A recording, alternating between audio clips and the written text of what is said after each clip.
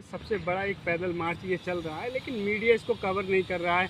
और क्या लगता है कि ये जो भाजपा की सरकार है, इसको 2024 में कितनी बड़ी ये चुनौती बनेगी? ये तो जनता के बीच जब लोग जाते हैं, दांडी मार्च भी इसी देश में हुआ था स्वतंत्रता आंदोलन से पहले, गांधी जी ने किया था। उसके बाद 4400 किलोमीटर की यात्रा 1983 में हुई थी, माननीय चंद्रशेखर जी ने किया था। उसके बाद 3570 किलोमीटर की यात्रा कन्याकुमारी से और कश्मीर तक राहुल गांधी जी कर रहे हैं। तो मैं ये दावे के साथ कह सकता हूं कि जनता की अदालत में जो भी गया है, जो भी नेता गया है, उसे निराशा हाथ नहीं लगी है।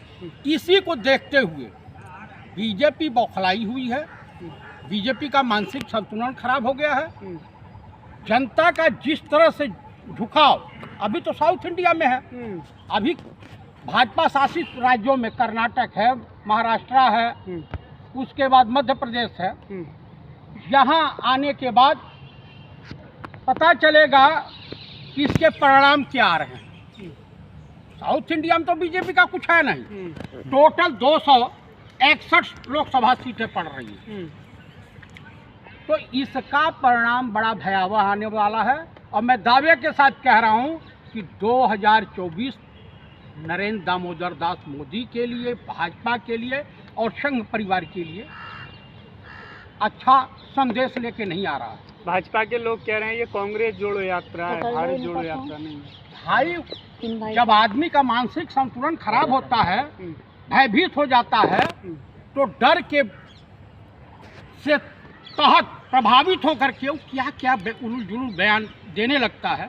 आपको याद होगा महाभारत सीरियल आपने देखा, दुर्योधन देख के बोले इतना ज्यादा घमंडी स्वभाव के हो गए थे, इतना अपने आप को ताकतवर समझ रहे थे कि पांडवों को 5 गांव सुई के नोक के बराबर जमीन देने से मना कर दिया था, जिसका परिणाम हुआ महाभारत हुई।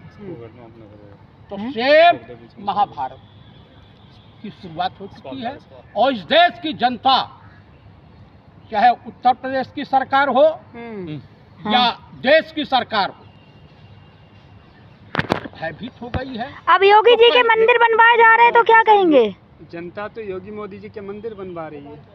मैं एक बात बता दे रहा हूँ कि इन लोगों को मालूम है कि मेरे मरने के बाद या मेरी सरकार जाने के बाद मूर्ति नहीं लगेगी। सनातन धर्म में प्रायः मरने के बाद मूर्तियां लगती हैं। ये लोग तो अपना दाह संस्कार पहले ही कर ले रहे हैं, तो करने दीजिए। जुर्म की डाली कभी फलती नहीं, नाव कागज की कभी चल रही। जनता इन लोगों को देख चुकी है और देख रही है।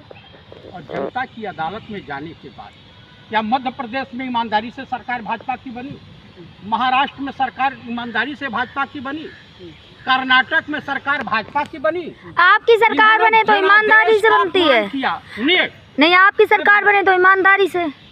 मैं वही तो कहने जा रहा हूँ, वही कह रहा हूँ कि आप लोग समझिए। अभी मैं देश का प्राइम मिनिस्टर हो जाऊं, मान लीजिए, सपोज कीजिए, तो इस देश में बीजेपी की क्या औकात रहेगी जब ईडी, सीबीआई और इनकम टैक्स को लगा करके हम एक दूसरे नेताओं को फर्जी केसों में फंसा करके और त्राहिमाम करवाना है।